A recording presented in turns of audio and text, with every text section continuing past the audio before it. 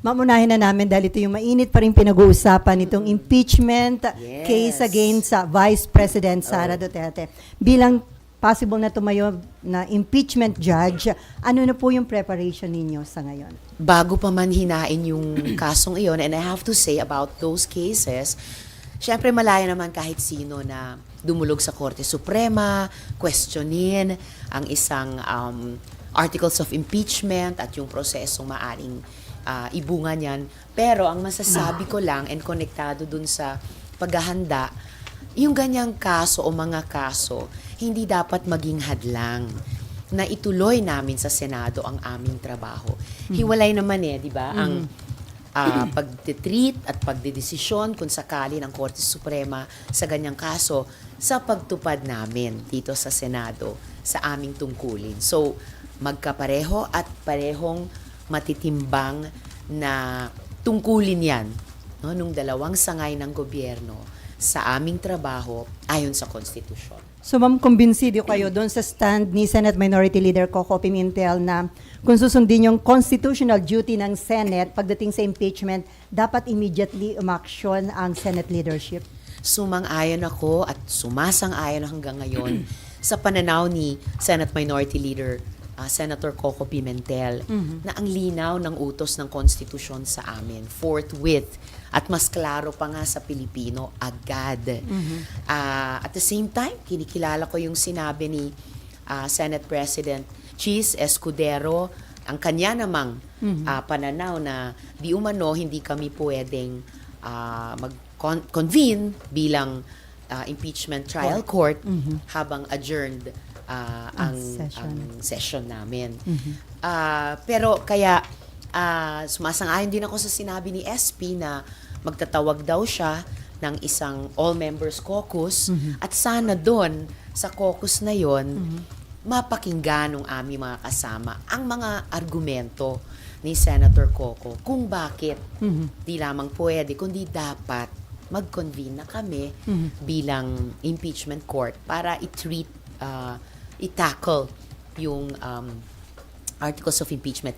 May tinuturo din si Sen Coco sa konstitusyon na pag nag-adjourn ang isang impeachment trial, hindi maapektuhan yung legislative calendar. So, in like manner, pwede nating sabihin na dahil nag-adjourn yung regular sessions ng Senado, hindi ibig sabihin na hindi pwedeng umandar at ganapin ang aming tungkulin sa isang impeachment trial naman. So ma'am, inaral na rin ba ng inyong tanggapan yung sinabi ni Senator Coco Pimentel na kahit walang session, ito yung session para sa mga legislative measures, pwede kung gugustuhin na majority ng mga senator na mag-session kayo at talakayin na itong impeachment case laban kay VP Sara?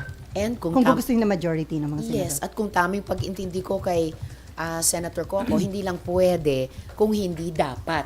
At sinasabi din po yan sa rules, no? Sa rules ng Senado, specifically yung Senate Rules of Procedure, on impeachment trials. So, sa tingin ko po, batay sa sinabi ni Senator Coco at yung pag-intindi ko rin sa tinatalakay nila sa konstitusyon at sa aming sariling rules on impeachment dito sa Senado, walang pumipigil sa amin na i-tackle yung articles of impeachment at mag-constitute bilang impeachment court. Ang kinakatwiran ni SP Chis, nagiging maingat lang siya sa kanyang hakbangin dahil ayaw daw niya na mabigyan ng bala ang kampo ni VP Sara na makwestiyon ng hakbangin ng Senate sa Korte Suprema.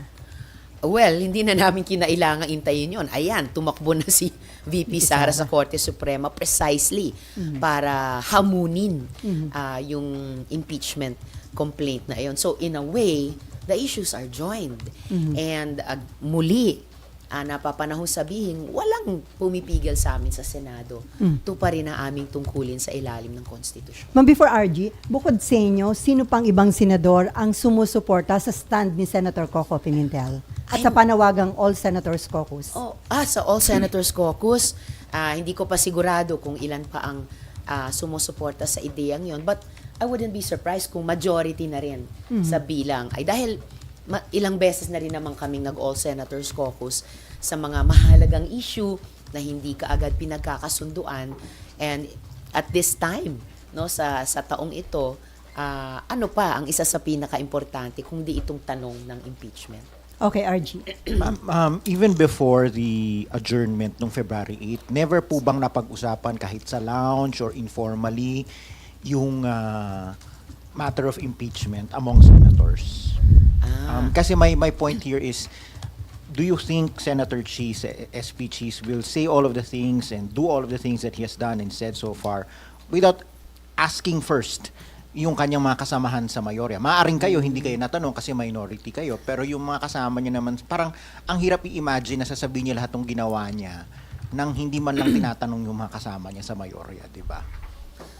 Well, totoo na may pagka-consultative si SP as a Senate President should be. Kaya, ilang beses din na tuwing, kunyari, suspended ang session sa mga tumpukan sa floor or for that matter sa lounge, of course, magtatanong din siya sa amin. And in fairness sa kanya, kahit sa amin sa minority ni Senator Coco, anong pananaw namin sa ganito o ganyang issue. So, hindi ako magugulat kung nagkonsulta rin siya. And kahit kami, bago pa man nahihinog itong impeachment process, na pag-uusapan din yung pananaw ng bawat isa tungkol sa posibilidad noon ng isang impeachment process. So all the more, umaasa ako na matutuloy yung All Senators Caucus para dun man lang sa caucus for starters, mapag-usapan, itutuloy na ba natin yung impeachment trial? And I think na nasabi na ni SP, pwedeng sa June na daw, pag-convene namin ulit, pag-resume. Pero sa tingin ko, at ito yung pwedeng pakinggan ng mga colleagues namin sa mga argumento ni Senator Coco, posibleng-posible at para sa akin, and I believe para kay Senator Coco, mas desirable at kayang gawin mas maaga sa Hunyo. But why would they want to do that now? Kasi why couldn't they have done it earlier if they really wanted it, diba? Kasi kung may boto talaga yan, kung may numero talaga yan, it could have been done as early as last month or early this month. February pa pala. Totoo, it could have been done earlier this month rather than hanggang ngayon parang napipinto pa yung desisyon kung gagawin na namin o hindi. But at least, kung gagawin na namin ngayong Pebrero o Marso, Abril, Mayo, mas okay na yon kesa sa Hunyo pa. So, once mabuo yung desisyon, tingin ko nga hindi lang desisyon, dapat obligasyon sa ilalim ng konstitusyon ng majority na bilang ng mga senador. Again, I don't see anything standing in our way. Ma'am, how would you address pala yung thinking that you are a sure convict vote because your party mates in the Akbayan are among the complainants in the in one of the earlier complaints? Akbayan was the endorser, not a complainant but the endorser of the first complaint. Pero bago pa man hinain nung aming mga allies sa civil society yung several impeachment complaints, bago pa man in-endorse yung mga complaints na iyon ng iba't ibang mga representante sa House, nire-raise na namin dito sa Senado ng minority, nire-raise ko na rin yung mga issue ng transparency and accountability na ilan sa mga importanteng grounds ng iba't ibang articles of impeachment na inihain sa House. So, bago pa man sa mga party or partisan considerations, siguro mas doon nakabatay yung tingin ng mga mamamayan kung ano yung posibleng maging boto ko o boto namin. Dahil sa mga issue na nakapaloob sa mga grounds. And in the end, syempre, kumbaga, natatanging prosesong impeachment, sabi nila, sui generis. So, bilang Senator Judge, eventually, kung matutuloy na ito, at gaya ng paalala ni SP, magiging impartial, fair, aaralin talaga at titimbangin yung mga ebidensya. Which of course, up to today, ay marami na at mabibigat sa isang parang plain na pagtingin. But again, the impeachment process is unique unto itself. So ako, excited akong gawin yung tungkulin namin and in that proper frame of mind. So can the Vice President and her supporters expect fairness and impartiality from you? Of course, she can. They can. As she could have and they could have sa mga previous processes na magkasama kami o nagharapan kami. And I expect no less from her. Is it really possible for you to set aside everything that happened in the past, especially in the past budget hearing? Kasi immortalized na yung exchanges ninyo sa YouTube, sa SOCMED, and I'm sure it's still fresh in your mind. So parang how can you divorce that, if you may, from the idea of whatever your appreciation of her arguments and her evidence may be during the trial, whenever it happens? Well, syempre, nobody can completely divorce oneself or forget what has happened. At kahit yung mga nasa social media, syempre, resibo yun sa aming lahat. But the point is, as has been done by senators before and senates before sa mga previous impeachment trials, yun yung hamon sa aming lahat at hamon din sa akin. To have that frame of mind na, okay, as if nagsisimula sa simula. Kasi ngayon pa lang naman, if ever, magkakaroon ng impeachment process sa particular na public official na ito. So, kailangan pakinggan ko, as it were, with new ears, isipin ko with a new mind. But syempre, dahil tao, and I think as a responsible legislator, titimbangin ko rin in comparison with previous evidence I have studied. Saka previous na appreciation sa mga, halimbawa, testimony ng mga witnesses about this particular public official sa mga articles na maya't maya magbabanggit ng mga issue na tinalakay na rin namin dito dati sa Senado. And I guess that's as good as it gets. So hindi ka naman sure convict vote? Are we talking about certainties here?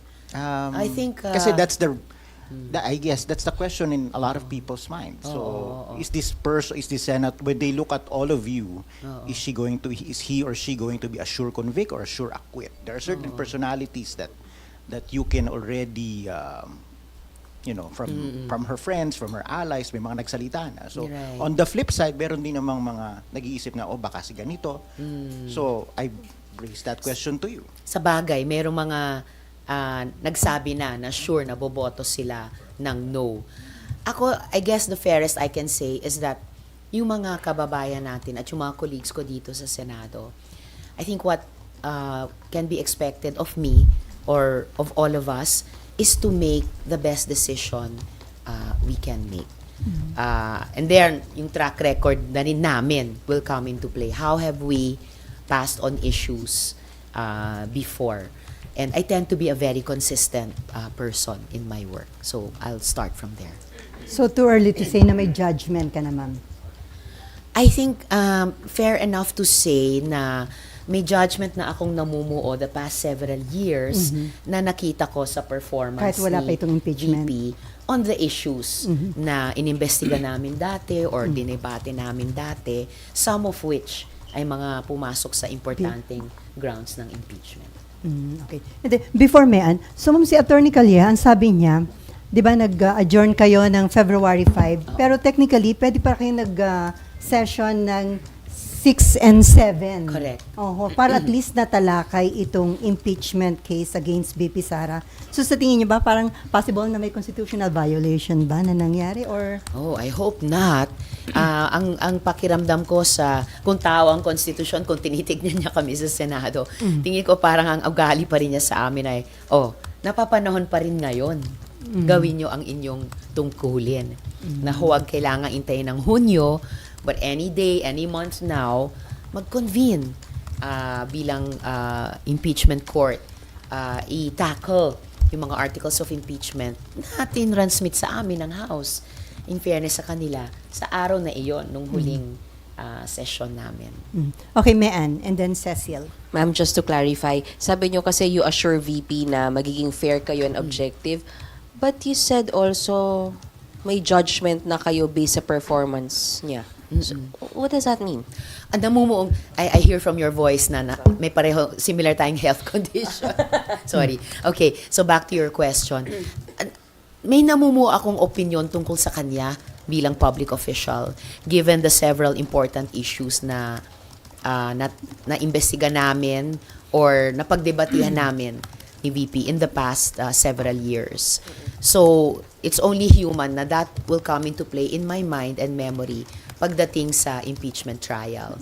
But, ang sinasabi ko kanina ay for the impeachment trial, as for any judge or justice or sa ibang bansa, jury members, the challenge is, yun na nga, try to listen to everything and think of everything as if new, as if fresh. So at least may ganong effort. So, Ma'am, aminado tayo, may nabubuo kayong opinion, Of but you will course. try your best to be fair and objective. Is that what you're saying? I have always tried to be fair. I have always tried to be objective. And I have always tried to be respectful sa mga witnesses, kahit sila pa yung pinatutungkulan ng investigasyon. And the same would be true if and when the impeachment trial gets underway. Okay. Ma'am, isa pa. Mabigat din kasi yung rason ni SP Escudero na kaya hindi nyo tinatakil because naka-break nga kayo, ma'am. So, paano nyo itatahi yun? Are you also one of the senators calling for a special session para nga po matakil nyo na yung articles of impeachment? Any proper mode na magpapakonvene sa amin ulit kahit naka-break ang legislative calendar para matalakay namin itong napaka-importanting usapin. Kasi di ba ang Kongreso, nagsasabatas siya, nag-iimbestiga ng reso, nagpapasa ng taunang budget. Siya rin ay dumidinig sa mga impeachment complaints if and when these are filed. So whether special session o at kung sino man ang mag-request nun, kami ba, Malacanang ba, for me, secondary yon. Ang primary ay sumunod kami sa utos ng konstitusyon. Ano na yung plano niya so far? Sobrang matagal na yun, ma'am. Sorry. Medyo sobrang matagal na. And kapag ganun ang mangyari, ganun mag-play out, magre-renege kami na Senate of the 19th Congress na gawin ang aming tungkulin na dinigin itong articles of impeachment. And to be fair, not just to the public official who would be on the stand, most of all, at ito sa issue ng fairness, objectivity, impartiality, to be fair to the people. Kasi mga kababayan natin ay nagreklamo sa ganito at ganyang mga issue. Mga kababayan din natin nag-file ng iba't ibang impeachment complaints. And we as the Senate, like the House which did its duty on this matter of impeachment, we owe our kababayan to fulfill our duty on this impeachment process. Isa na lang. Kasi parang ang sinasabi naman ni SP, hindi naman masasayang yung oras nyo. Kasi yung pre-trial on June, kung mangyayari siya, is submission ng summons. Basically, maraming mangyayari. Amendments ng rules nyo. So parang yung 30 days nyo, pagbalik nyo ng June, is magagamit naman ng husto. Para daw pagbalik nyo ng July, trial proper, in 3 months, tapos kayo, October may verdict. So is it something na kaya nyong i-accept kung talagang... Hindi naman mahirap tanggapin yung usapin ng kailan, yung time frame. Kasi all throughout the 3 years of a Congress, dami naming pwede at dapat gawing trabaho. Pero usapin ng sino, yung casting. I mean, people are speculating, ihambing yung composition nitong 19th Congress Senate sa posibleng 20th. composition ng 20th Congress Senate. Pero lahat yan, ball in play or lahat yan fluid. Pero para sa akin, magiging malaking pagpapabaya sa responsibilidad namin, Senado ngayon ng 19th Congress, na gawin ang aming trabaho sa impeachment complaint na ito. Totoo, hindi masasayang ang panahon dahil magagawa namin yung mga preliminaries, pero hindi na namin mapapatupad yung rules ng impeachment trial dahil 20th Congress Senate na ang magpapatupad nito. Yes po. Okay. Okay. From 19 to 20. Sige. So, kumbaga, masasayang, hindi yung usapin ng timetable or the when. It's the who na masasayang. Yung casting ng 19th Congress Senate. I know people are comparing yung casting namin ngayon at yung casting ng posibleng 20th Congress Senate dahil may intervening election and kung ano daw yung posibleng fortunes ng impeachment complaint comparing the 19th and the 20th Congresses.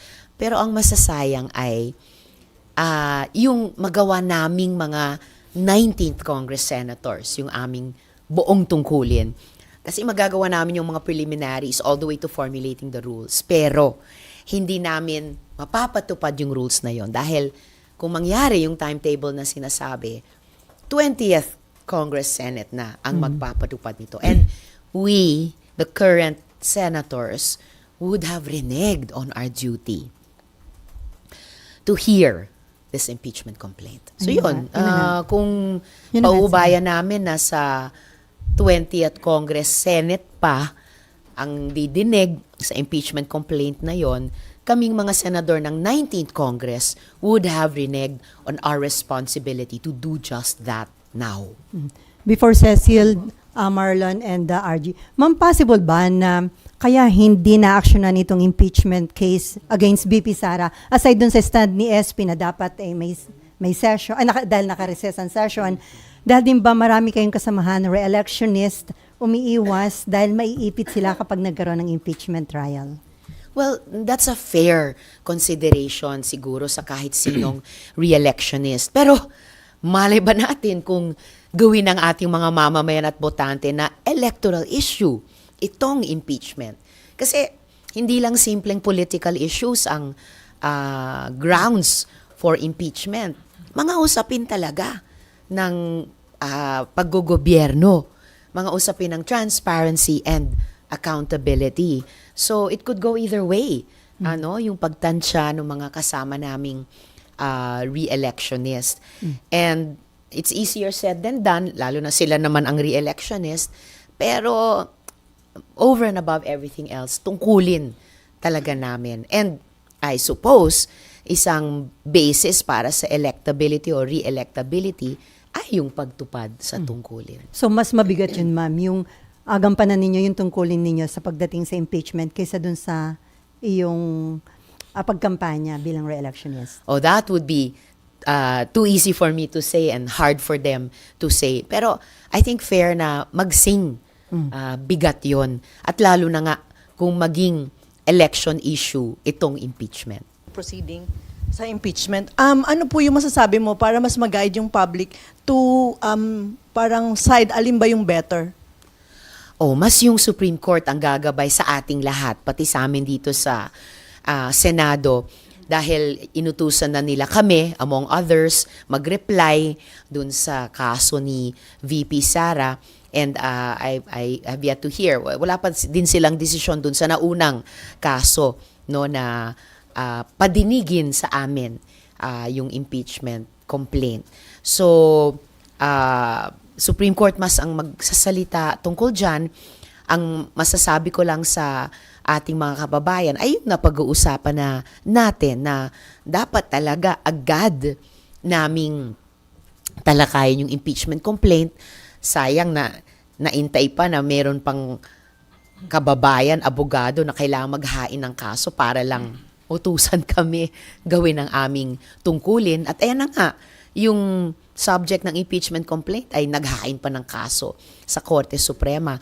Sayang, no? Rather than naghain ng kaso doon, sana nauna na yung pagharap niya sa amin dito sa Senado. Nga lang, di pa kami nagko-convene.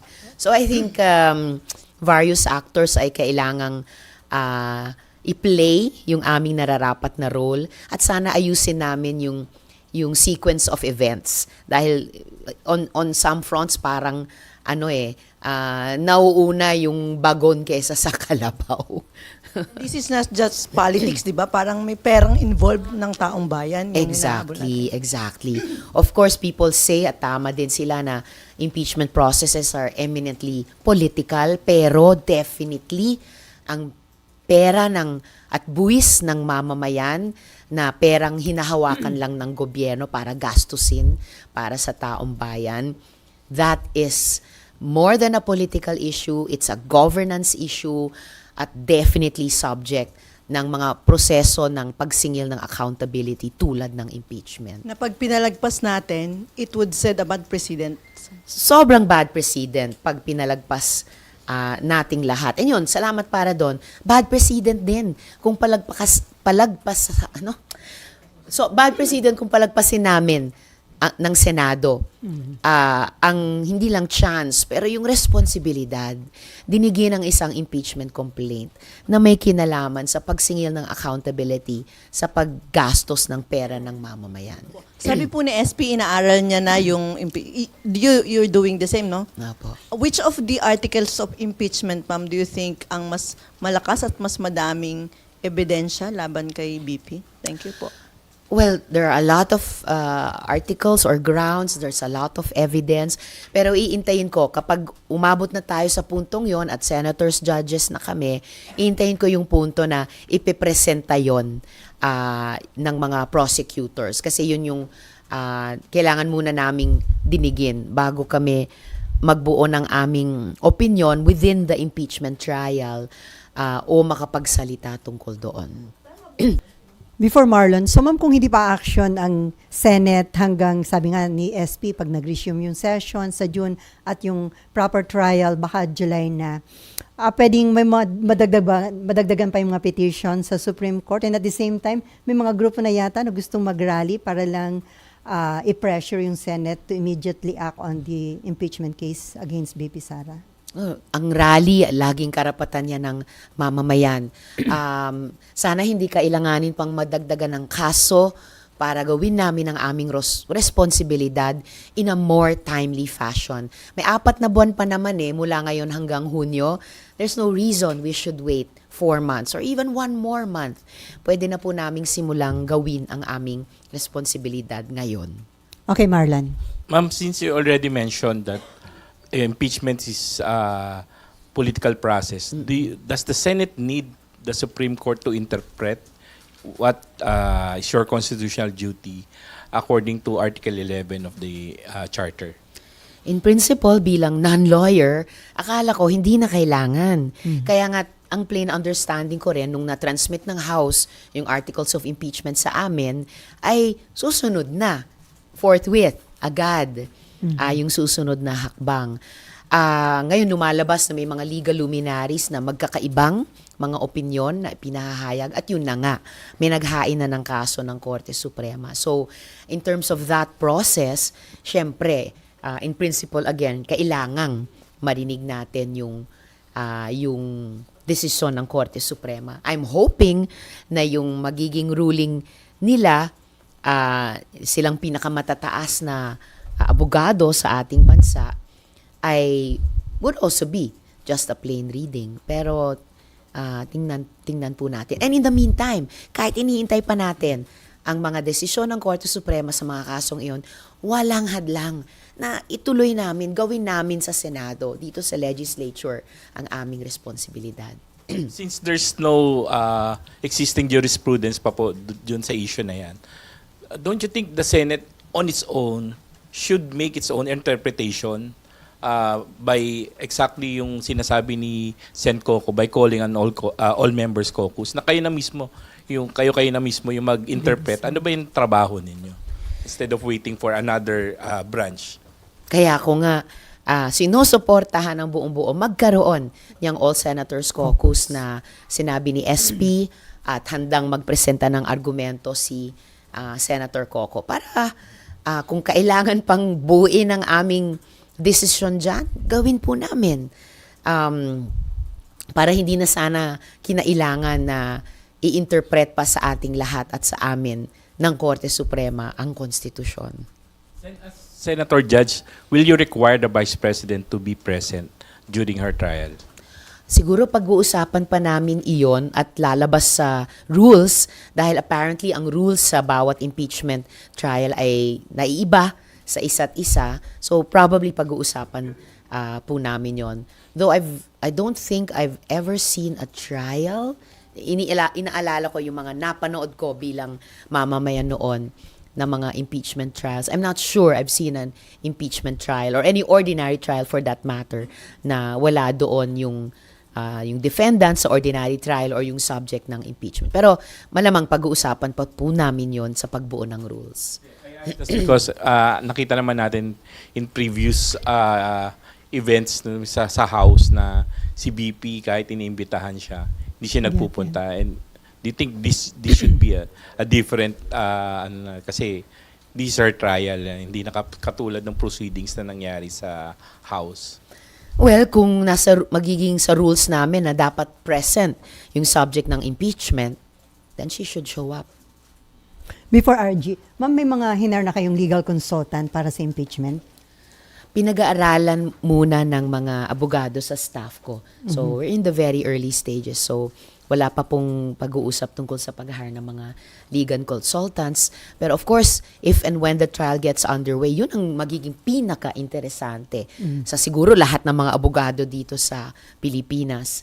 And I'm sure there will be those willing and able to help the Senate na gawin yung aming trabaho. May mga kinoconsider na kayo, ma'am, na i-hire na legal consultant? Wala pa kasi kailangan pa naming magkumbinsihan sa hanay naming mga senador na tara, gawin na natin yung ating trabaho. Huli na tayo ng ilang linggo. RG and then Mav.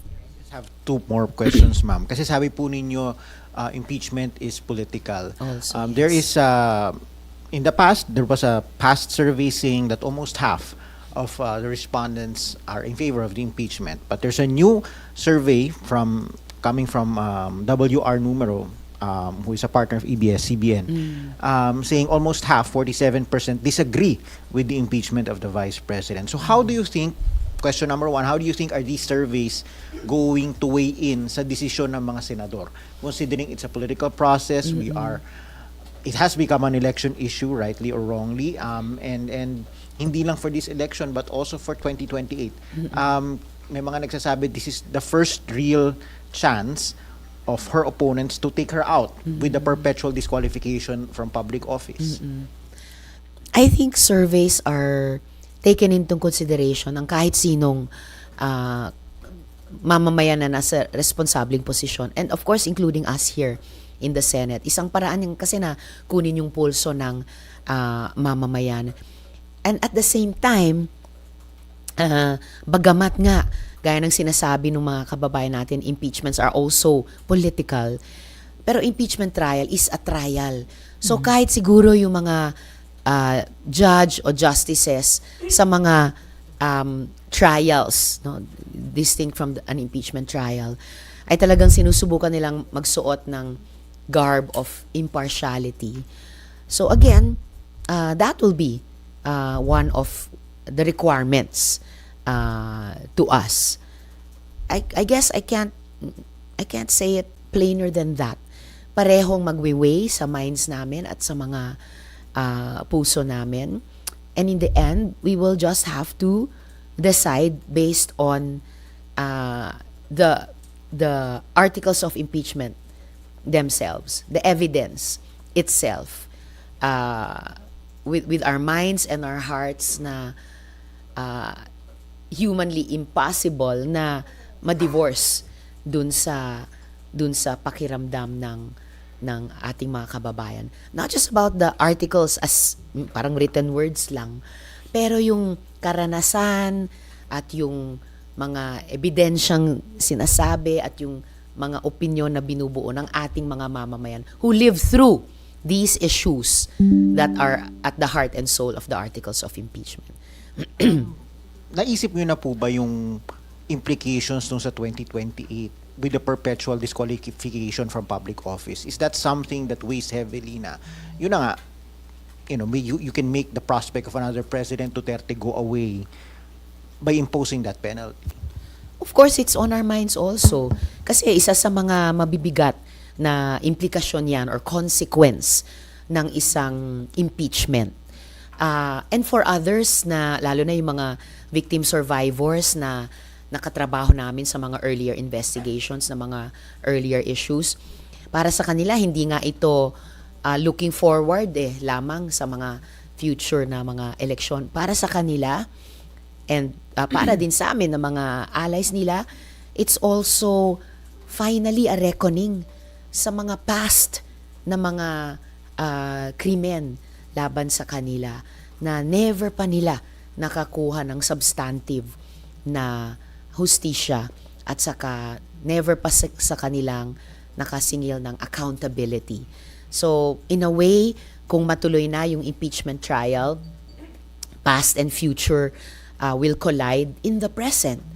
And imperfect as any process is, imperfect as any decision is, baka pagkakataon din ito at responsibilidad sa amin sa Senado to give a little bit more of a measure of justice and accountability sa mga hindi pa nakatanggap nito. Okay, Mav. Ma'am, hello. Ayan. Ma'am, you already mentioned na yun nga po, past and present future will collide. Do you think it would be possible to differentiate si VP Sara dun sa tatay niya na naging presidente? Because a lot of the past investigations ng Senate were concerning mostly the past administration, not really VP Sara po. Of course, we must distinguish VP Sara from Duterte, the former president. Di naman si Duterte ang ini-impeach eh. Ibang process yung napipinto sa kanila, yung ICC. So, labas yon sa impeachment trial. So, kapag matuloy na yung impeachment trial, there is only one public official na implicated dyan, and that's VP Sara alone. You mentioned lang din po kanina na you're very supportive of the All-Senator Caucus, but then for example po, hindi po ito matuloy. Would you go so far as na kausapin yung mga kapwa nyo senador, because you know, you're also friends with them, na kung hindi tayo magko-caucus, convince them by your own po? Baka ngayon pa lang kinakausap na namin ni Sen Coco yung mga kasama namin. So, again, that's part of the normal na ganap dito sa napaka-human na institution natin, napaka-Filipino na institution natin. And sana pag natuloy na yung All Senators Caucus, siguro sa loob nun, maraming kumbinsihan din. So, yeah, no problem. Sorry, ma'am, so meron po kayong kinakausap ni Sen Coco, and if meron nga po, ano po exactly yung napapag-usapan? Actually, wala pa akong nakakausap tungkol dyan, pero I'm guessing it wouldn't be impossible if Senator Coco is speaking to our colleagues. At yun na nga, nasulatan na niya yung si SP